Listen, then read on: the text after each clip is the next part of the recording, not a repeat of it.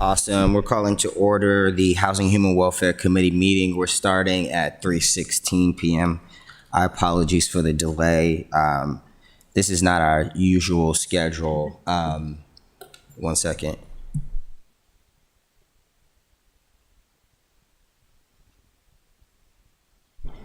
Thank you. First thing that we'll do is call to order the meeting though. Is Alderwoman Tierney Is here. present? Shandelmeyer? Alderman Shandelmeyer will be joining us in a second. Alderman Gay is here. Next item on the agenda from memory, I know, is for us to approve the agenda. And if you just give us 1 second, we can do that.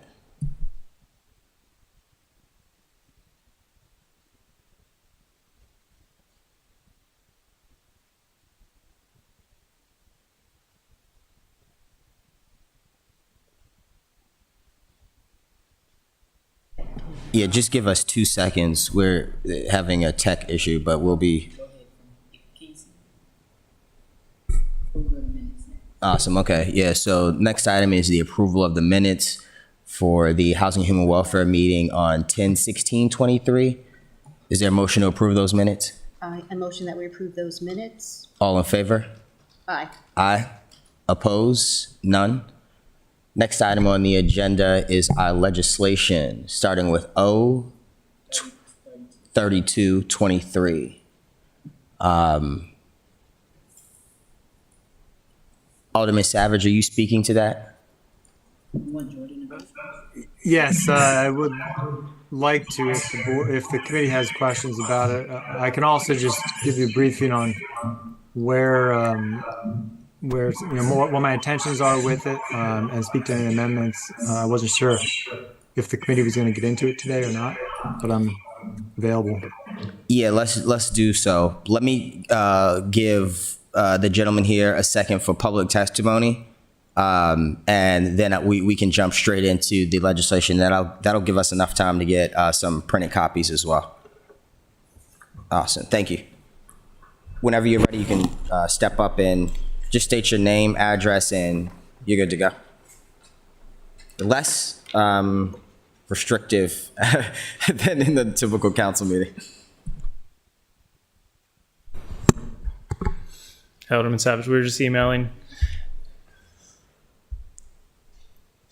I'll give him a sec to get some papers. So I'm Jordan Crabtree, down the street from Ellie's old address at 26 East, my wife and I and our 3 kids.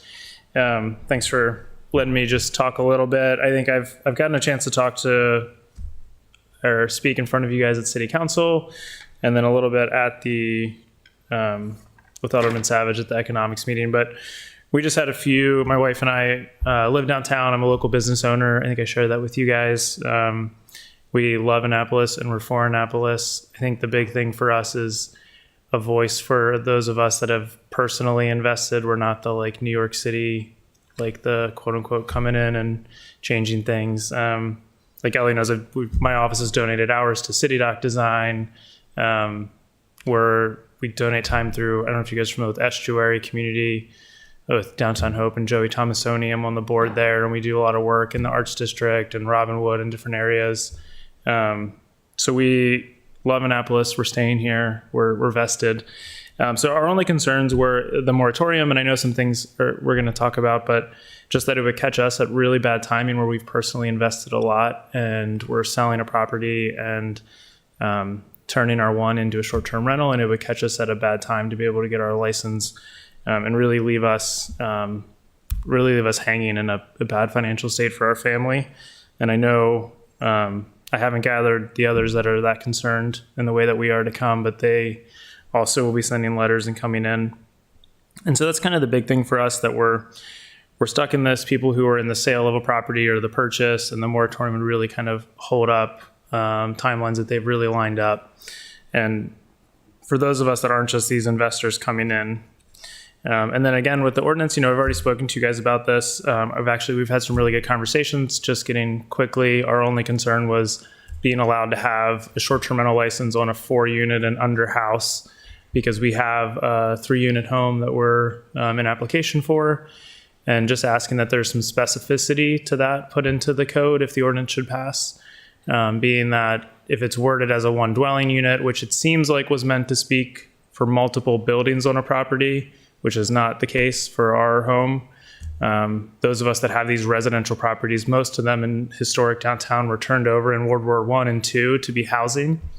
And so we bought the house this way, and we've totally renovated them from derelict, gross properties that no one really wanted to live in into what they are now, and great housing stock that really have provided great long-term rentals and short-term rentals. So really that was it. We just wanted to be a voice here that we're very vested. You know, the moratorium just would kind of hold us up. We're very much in support of like these trouble properties that are causing issues for their neighbors. We don't want it to be disruptive, and we think, so we're kind of very much wanting to figure out the language of how those people are given punishment and then eventually their license taken away, so that we're not all lumped in with them, those of us that have really tried and to be a fabric in the community. So thanks for your time, guys. Appreciate it. So your only main concern is short-term rentals, or in the ordinance, this issue with providing a short-term rental license for units or properties with 4 units and less? Yeah, because the residential code, and we spelled it out a little in more detail with like the federal, state, and county laws. Like when you go get a loan, residential is 4 units and under, 5 and over is considered commercial, institutional. So we're just asking for the same treatment. It would lump us in with like an apartment building, which doesn't seem fair when this property's been this way for almost 100 years. So we're just kind of carrying its use forward. So we had in there for them to be grandfathered in, which Alderman Savage pointed out just in a personal email back and forth. You know, that was in a case that like this couldn't get resolved, just so that we've already made the investment and that we could hold the license. That's the only reason we had put that in there. The first amendment we recommended to count 4 units and under takes care of the second one. You said for the First Amendment, I'm sorry, I couldn't really. Yeah, the First Amendment, which is the 4 units and under, the one we were asked for, that would basically satisfy in our situation. I don't know if it would in everyone's, but us asking to be grandfathered was more for people who have invested in, say they invested in a house and had 3 unit short-term rentals, and all of a sudden they were stripped of 2 of them because they could only have 1, but they've already invested in the furnishings. They've lined up the contracts for like we have contracts lined up for cleaners. We've lined up all the people that'll be doing maintenance. You know, there's a lot of jobs that come downstream, especially in like the workforce line. Awesome. I appreciate that then very much. Cool. Thank you. Thanks, guys. For clarity from the city manager's office, just for myself, R 5523 was introduced first, correct? The resolution? Or were they introduced at the same time? I believe they were introduced at the same time. Okay. Oh, no, The moratorium. I'm sorry, the moratorium was introduced later. Okay. Yeah. Yeah. All right, Alderman Savage, so what would you like the committee to do? I understand that in other committees it's been postponed, no? Or yes? Yeah, it has been postponed. I mean, I'm not going to have heartburn if this committee decides to postpone. But so just to let you know, the other committees have, because we were waiting on some additional information from staff. We were advised by the law office to make sure we get some questions answered by staff in the committees. And so we're going to have the planning director attend our next meeting. So maybe we could do some kind of, if your committee is interested, Mr. Chair, some kind of joint meeting with some of the others if you still have questions. So it's up to you if you want to wait for that or if you want to start getting into some of the specifics. Alderman Tierney? Yeah, I think that's a great idea, Alderman Savage, that, Mr. Manassas is here. What came up, or what does come up, is regardless of how many units the Planning and Zoning Department calls these dwellings, they call them dwellings, residential dwellings. So I'm not sure how that marries up with the legislation as far as limiting the number of units. You know what I mean? It gets a little gray. Did you want to say something? So at the last meeting, you had asked about we were asked about a report showing the number of current licenses. That number, my understanding, that number is 308. But you are correct. It wasn't immediately obvious to me whether that was just licenses, or whether that was units. I will need to follow up on that question. Yeah, the county, because of that, the county tried to simplify it regarding the licensing procedures, and it used to be 3 units or more, and now to make it, realizing that was hard to verify, I guess, it was, it doesn't matter. You have a rental. So when you, is it okay if I ask but you'll have to come up to the mic again. Sorry. So maybe to clarify for all of us, when you license, you have a house. Yeah. And you have 3 bedrooms, 3 bedrooms. What do you call it? What do you do? You Yeah. get you get a short-term rental license for that address, right? Exactly. And then we can have, I don't know the limits, but our one that was 4 units previously and our one that's 3 units now that we're looking to do, we're allowed to have, the license goes with us as the owner property manager and our 3 units. And that's the way that it's been practiced by the city since the code was introduced. So I'm not sure on the count. When you say 3 units, though, you're not talking about 3 separate units. You're talking about a single-family home has 3 different rooms that you're. Yeah, there's 3 apartments. We have so this was the interesting study we brought up at the other commission, and it's in here. But like, for instance, we're on East. There's another house that used to do short-term rentals in East that doesn't anymore. They're 3,600, 3,800 square feet, and they have 10 beds, and so they could host really up to like 20 people by code. And they would end up having these like wedding parties that would rent it. And I mean, they were great. They weren't like, this wasn't a college frat party, but it'd be like Navy reunions. But so they would cause a little bit more noise on our street and be outside. Whereas ours being, we have a 3-bedroom, a 2-bedroom, and a 1-bedroom. We're getting families, Navy parents, somebody who's coming to a wedding. Been asked, as far as checks and balances, I mean, we don't want to write legislation that can't be enforced, but so currently when you renew, does planning and zoning have any records in their hands at that address of any calls to the police? Does that come up in the renewal? Is it on the application?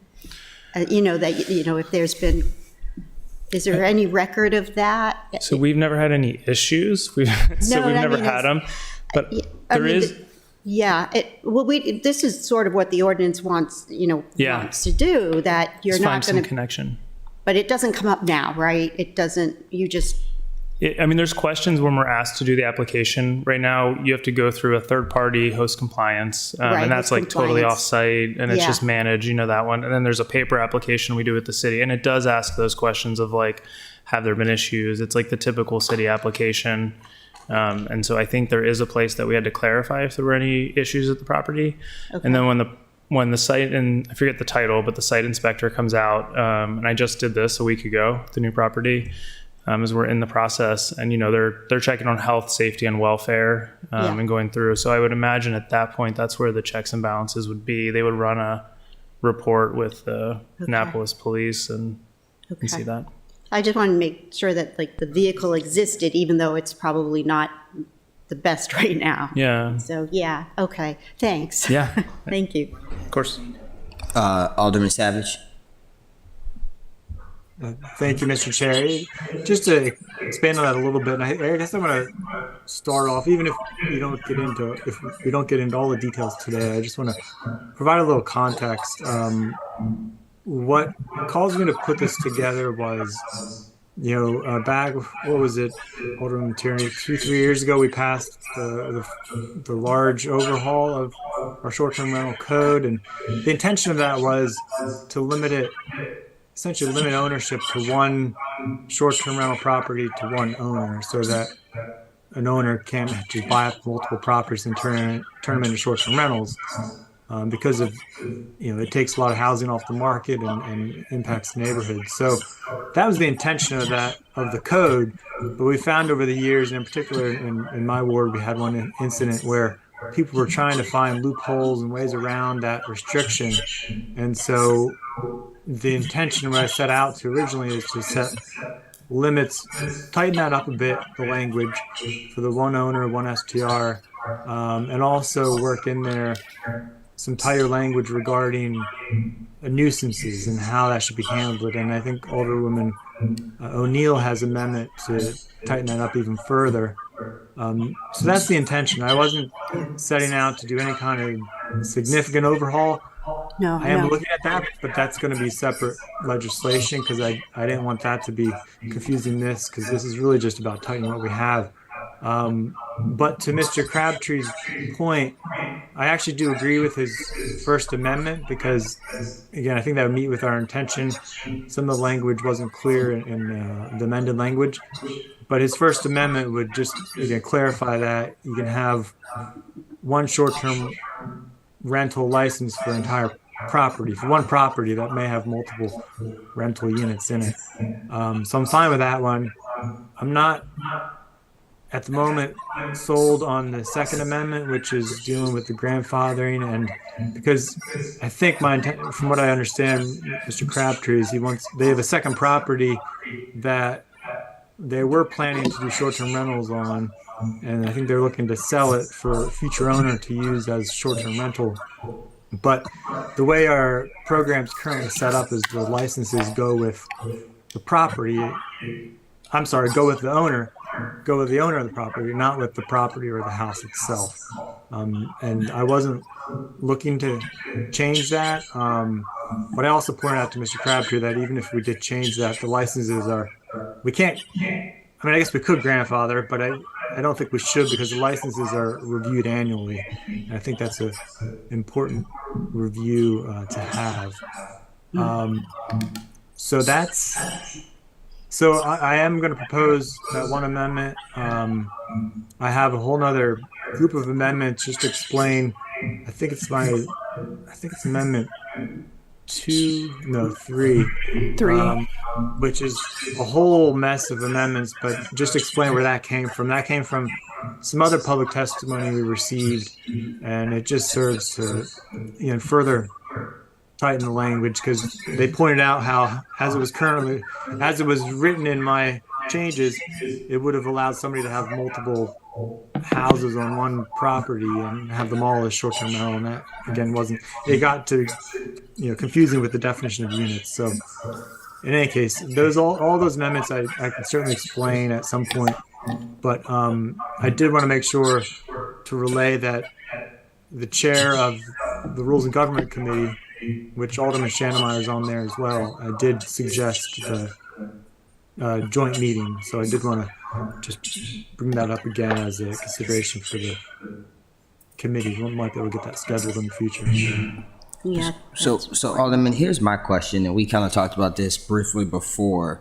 I am obviously not in favor of just pulling back the Band-Aid on this again, because we have so many times, in the last couple of years.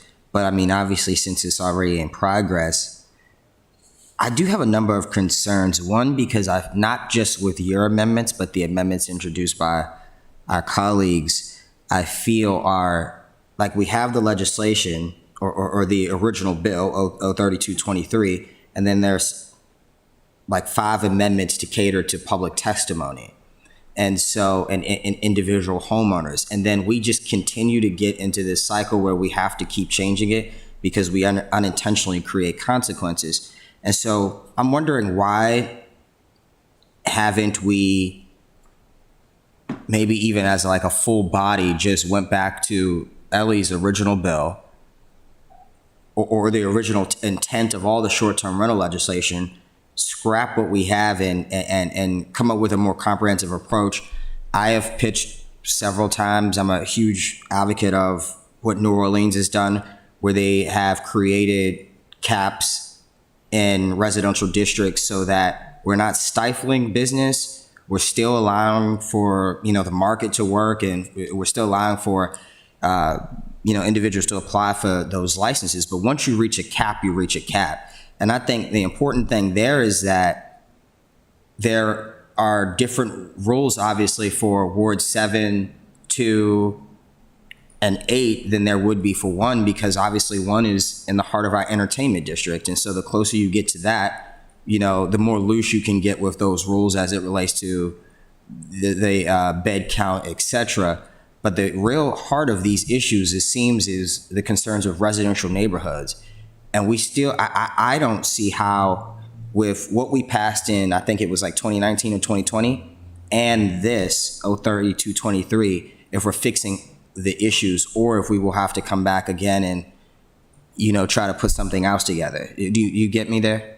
Oh, totally. And yeah, totally. And this, I do want to be clear, this legislation was not intended to address those concerns from a residential neighborhood. It was just meant to be more of just a tweak and tightening as opposed to anything drastically new, because I do have legislation I've requested comment on from law office that would be more drastic. I just didn't want these tweaks to be hung up with what I think is going to be a bit more contentious conversation about how do we limit these in the community. My other legislation is, I'm considering actually having them short-term rentals go through a special exception process if they're located in a residential district, because that would allow us to keep tabs on the density and to control the density, because they wouldn't be able to get that special exception if there are already too many in the community, right? But again, my original thought was that would be a bit more contentious, and I didn't kind of want to confuse this. Do we have double jeopardy there? Because that's what we tried before, or maybe it was as an amendment. I know I tried to get them as a special exception. And that was where John Manasseh shot it down as they can never be quote unquote businesses because they are dwellings. And we can other jurisdictions have called them businesses. Yeah, no, I totally agree. I mean, Beth Bellis calls the houseboats businesses. No, seriously. But that, it isn't, because it was introduced several years ago, so I'm sure it can come up again. I think the argument there is with that, the strong argument for that, and I fully support that, is that is the only, and let me repeat, the only avenue for the neighbors to say, we got too many of them on the street, there's no parking left, we're not, but I do remember this because you have to have a list of conditions that you go through, parking, trash, blah, blah, blah. There isn't any avenue for residents to voice their concerns, not to say, they don't want them, but what the concerns are. And then it goes to the Board of Appeals, and the Board of Appeals usually tries, even before it reaches the Board of Appeals, they try to work with them and say, look, this is what you need to do, blah, blah, blah. Anyways, I just think that is something that we could pursue. To your point, though, there, Alderwoman, as it relates to the businesses, I think that's kind of what worries me, because, when we regulate this, we are shutting down a market that, provides revenue to our city. Yeah. And so I'm always cautious about that. My second question, and this is to anybody really, an expert in the room on this too. why haven't we looked at, instead of going after the individual applicant and the permit holder, the compliance companies, like these host organizations? There are only a few of them. And so I feel it would be much easier to regulate, as the gentleman that provided testimony. Obviously, when you are, so if I have a house and, I want to put it on Airbnb, I'm going to some, host platform or site for them to monitor my home, manage, etc. Why don't we work with the state code on what they have for compliance for these host organizations and just try to work there? I just feel odd going after the homeowner instead of the actual, like, I don't know. I just feel like it puts, is that making sense by any chance to anybody? Well, I don't think it's, and correct me if I'm wrong, this is more not the homeowner. This is somebody coming in and doing, primarily driven by But if we allow them to monitor that instead of our city staff, who, to your point, I don't know if we will be able to even monitor this, because there is, is the police tracking, like you said, every time they get a call to one of these units and saying, okay, planning and zoning, unit 322 had 5 calls this month. Maybe we should not be renewing their license. I don't know if that's happening, but I'm pretty sure that like an Airbnb, a VRBO, or any of these platforms that, kind of manage this are probably keeping track of that, or can probably can track it easier than our staff can.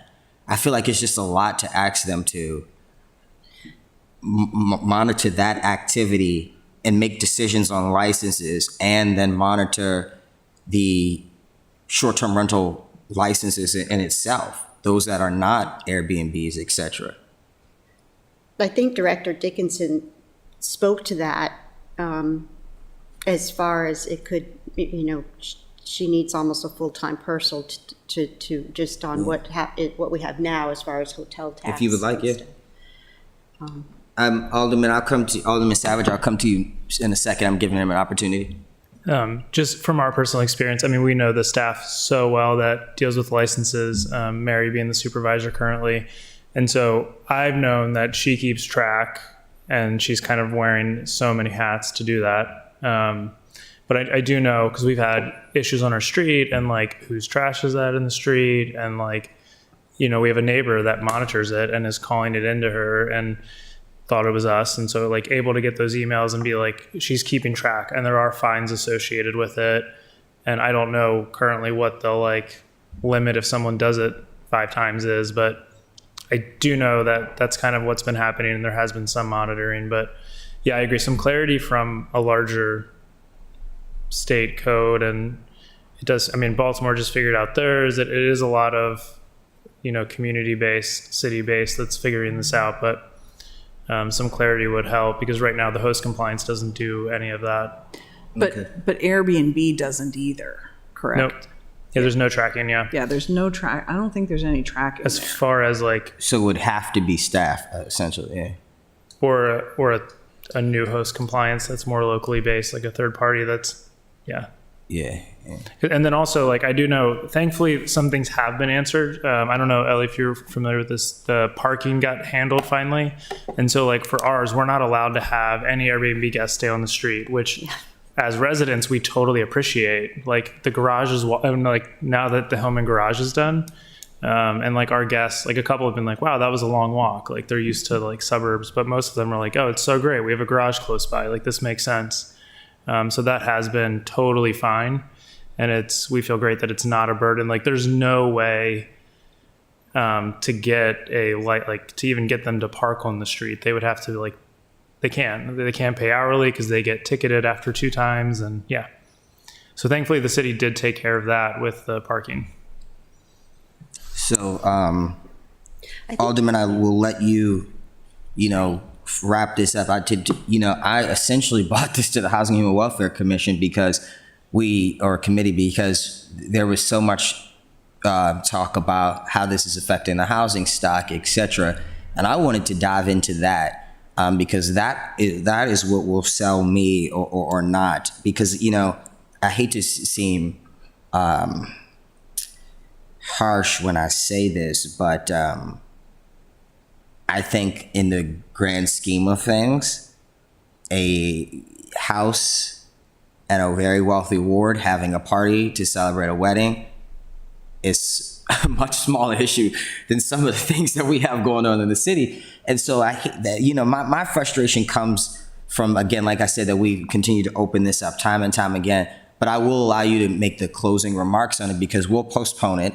I like your idea of doing the joint meeting so that everybody can have their concerns addressed at once. That way, we're not doing this at 8 different committees. And so is that fine with you, Alderwoman Tierney, or how would you like to?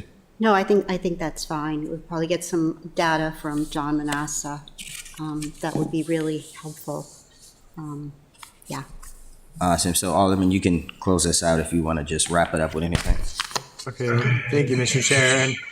And yeah, so regarding your point about the housing stock issue, that is an important conversation. That is certainly part of, one of the many issues with having too many short-term rentals, right? Because I think, and that's really the motivation behind some communities regulating them more, is because they want the long-term rentals which serve the residents. But, on the other hand, you're absolutely right that to a certain density, a certain level, short-term rentals do help the local economy, right? And so it's a matter of having both. But I do want to emphasize, that, I think that conversation, it's important to have, but it's not necessarily related directly to this legislation, because this doesn't seek to upset the density beyond what we've already done. I do want to have that conversation, but I think that would have to be separate legislation because, again, this just tweaks what we have as far as the one owner, one STR.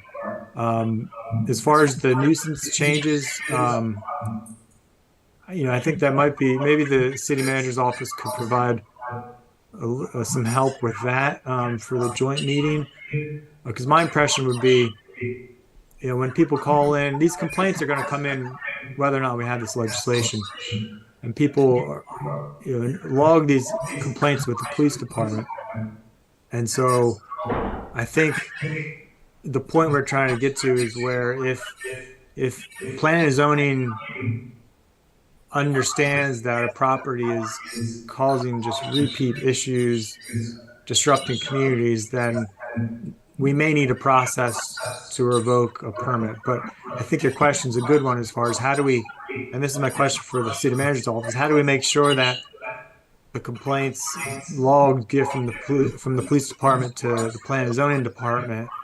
I think that's the process. I don't think that has to take a lot of staff time, because it's just a matter of either planning and zoning asks the police department if there's been a complaint that's gotten to them, how many complaints are on property, and presumably the police department's already logging this. But again, that's, I think, a question for the city manager's office.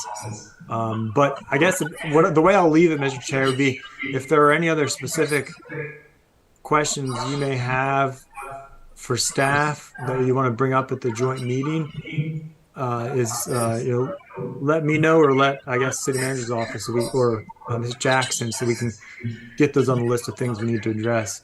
Because rules and government, they sent them a list of questions as well, and we don't have a date set up yet for this, but I think that'd be helpful. But in any case, thank you for the time, allowing me to chime in here. Of course, no problem, and I appreciate it. And so I'm assuming, because we are going to try to fast track and have a December the 18th meeting as well, just to discuss housing stuff. And so when I postpone this, am I postponing this until January? Probably, but I don't know for sure yet. I'm getting yes, so yeah, I'll postpone it till, if we can make a motion, or I'll make a motion to postpone the discussion on O3223 until our January meeting? Or, Can I just say something oh, first? of course, yeah. Alderman Gay, I have to say this, that everyone in Ward 1 is not rich. This came up with the kayak legislation. It seems like when anything is initiated from Ward 1, it's about some rich person that wants to do something. And for you to interpret this legislation as rich people don't want noise in their neighborhood is disrespectful, and that is not equity. There are houses on Fleet Street and Cornhill that are hovels. They're not rich people. What this is about destroying a neighborhood of residents that have children that grow. And Ward 1, not the entire Ward 1, but downtown where you think all these rich people live, has crossed that threshold into being hospitality. And that's a decision that I'm not going to make. The entire council has to make on whether or not they want downtown to be defined as such. But this is not about noise in the neighborhood that rich people are bothered by. They should not be punished because they live in the historic district. Neighborhoods were pushed out of there before unfairly. I get that. But there's no reason why these people that live there now can't have homes and live there and have family. There's no elementary schools that kids go to. There's no laughter in the streets. There's no Halloween. Okay, so just keep that out of the argument about being rich or not. That's very biased. And I'm glad I purposely stayed out of this legislation so I could hear from other wards that they're having the same problem. And you're right, the market governs. We can't get rid of them. This is all market driven, but we can manage it. Ward 1 right now is probably saturated, so it's a done deal. Because of that, they're moving out. So yes, as a council, we have to decide how we want to move forward. But I do not want that to come up again, that this is, and I heard that 4 years ago. Oh, I think they just don't want them. They, who's they? I yield. Well, my response to that will be, very respectfully, of course, as we're having open dialogue here, my response to that would be, prove me wrong. Prove me wrong. And I can say this because I've sat in all the testimony. The individuals that come to provide testimony, I'll start here. I won't even go down to the race thing. I'll start here. The assumption is that if the short-term rentals are dealt with and the Airbnbs are dealt with, is that these communities will, turn into communities that are doing long-term rentals with families, etc. And I get that, but is that the reality for all of Annapolis? Is that the reality? I ask anyone in the room. Because I highly doubt that even if we were to regulate the short-term rentals and stabilize the long-term rental market, that individuals that are living in, for example, Eastport Terrace or Harbor House would be able to leave their unit and start renting on, let's say, Fleet Street. And so it is important that, in every conversation that we have, that is mentioned, because I think in the front of my mind, and particularly while we're at the Housing and Human Welfare Committee, I'm thinking equity across the board in housing and accessible housing. And I don't think that is the case now. And to me, when we've had the public testimony the public testimony, it has appeared one-sided. And that's why I've said what I said. I won't say it again to respect your wishes. I will keep that out of the conversation. But that's just how it has appeared, through the last 4 years that we've been having this debate. It's like, oh, my street is this. And I'm like, I get that and I understand that, and trash in the street is a major issue. But we've got brand new units that are flooding all of a sudden. Like, so I'm just putting things into perspective. And so, but I respect your wishes, and I will keep that out. And because I don't want anyone to think that I'm undermining legislation, with any racial motives in particular. And so I appreciate you bringing that forward, honestly. Yeah, I mean, just to end it, I know as soon as the first public testimony 4 years ago was they're smoking pot across the street, I knew that was the end of it. Unfortunately, it's a lot of naysayers. As we experienced last council meeting, the naysayers show up. Mm-hmm. And I get that. And so this is a lot more than that. And yeah. But I think, as suggested, I do think that there could be a balance where, Well, that's what we're looking for. Yeah. The housing. Well, let me get personal. My husband and I wanted to stay in Ward 1. We had a business so that we could live there. Doesn't matter what it was, okay? I could be selling shoes, but we could live there. It was viable. And when we moved out of there was no houses that we could afford. And what the short-term rental market has done, it's the market. Do the math. You can pay the mortgage. I'm exaggerating, but you can pay the mortgage in one weekend of renting out your house versus a month. So of course the house has more value as a short-term rental. And that's the dynamic that happened downtown that literally it really impacted residential housing. When you talk about accessory dwelling units, there's no way you're going to have an affordable accessory dwelling unit downtown because of this market. And it's because it's a trifecta. You have the Naval Academy, which is, they drive so many people to buy these. There's so many alumni that buy a house for their graduate student, and they rent it out, that whole dynamic. And you have the state, the state house, and then you have the water. It's high-priced real estate because of its location. So you're not going to have real estate equity. You're not. And that's where Ward 1 downtown is at a handicap. Well, and that's my thing. I'll close out. Yeah, I'm sorry, we're done. That's just my thing. I think I just don't want people to think that this is a silver bullet to housing equity in a diverse downtown.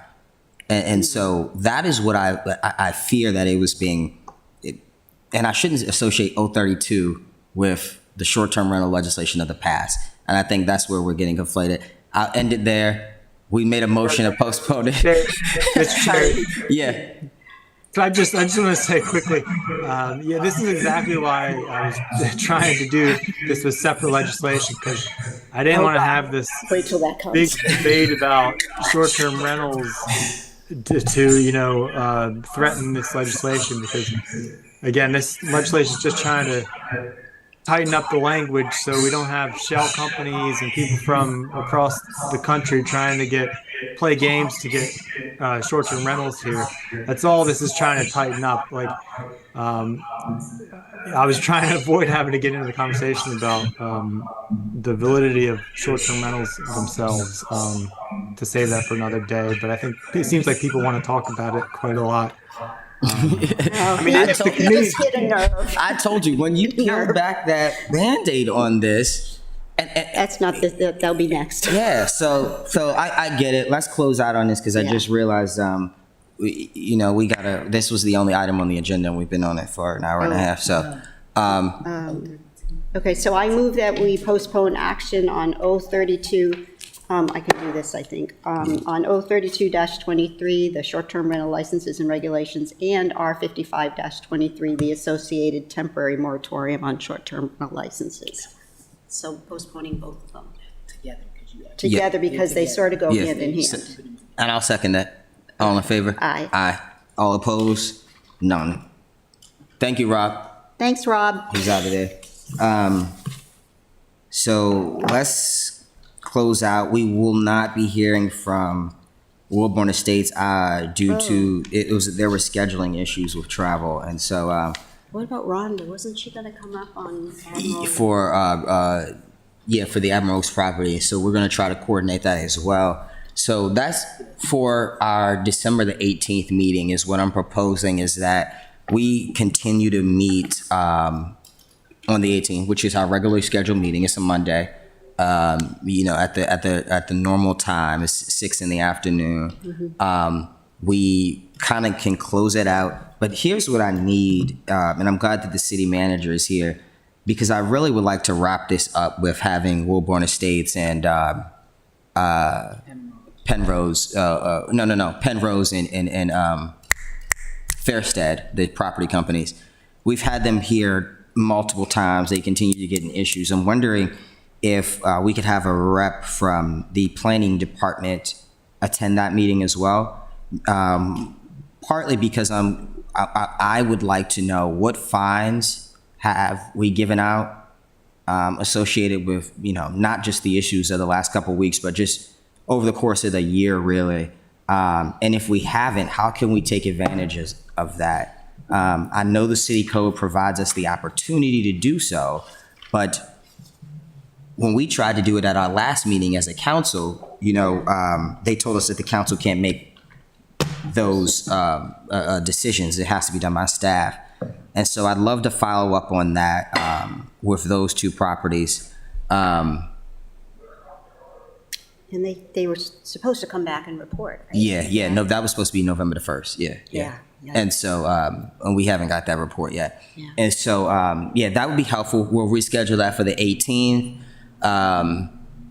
You know, in January, I really, really want to get started on, at that point, it'll be, looking forward to the budget season. And so, I would like to have the Office of Community Services, come and, because obviously they need to be expanded. I think it's a public safety issue at this point. The fact that we aren't able to, we just have one person essentially working in the office full time and then the two part-time people, right? Did we ever replace Laura? The full complement there is 3 full-time, 3 part-time. 3 full-time, okay. So, who's the, okay, So so the you got, manager, social worker, and the coordinator position are all full-time. And then the Hispanic navigator and then rental assistants and and of the 3 grants. full-time though, only one is, where those roles is filled right now, correct? both of the other 2 are under recruitment.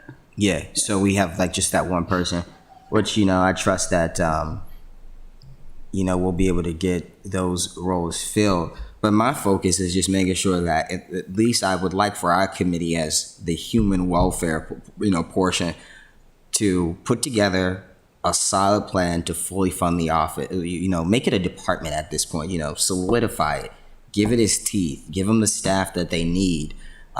Because I think we've all recognized that it's a social issue, which our committee primarily deals with, but it's also a public safety issue, which, we deal with separately. But, so that's the plans. I'll schedule that all with Kaylin and the city manager's office.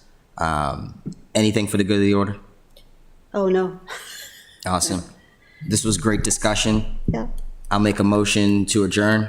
So moved. All in favor? Aye.